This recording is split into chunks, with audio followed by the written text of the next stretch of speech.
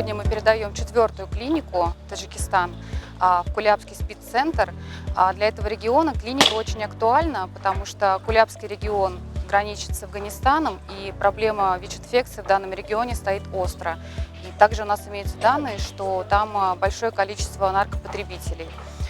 Данная клиника, там есть отделение терапевта, УЗИ, гинеколога, будет проводиться тестирование экспресс-тестами на ВИЧ-инфекцию, на гепатиты Б, С.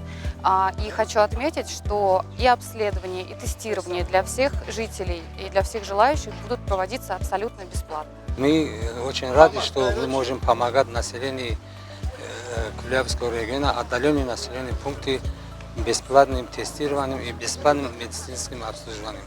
3 дня будем оповещать через медицинских работников эти населенные пункты для того, чтобы в тот день собирали мигрантов, их семей, беременных и всех нуждающихся, которые нуждаются в этой клинике.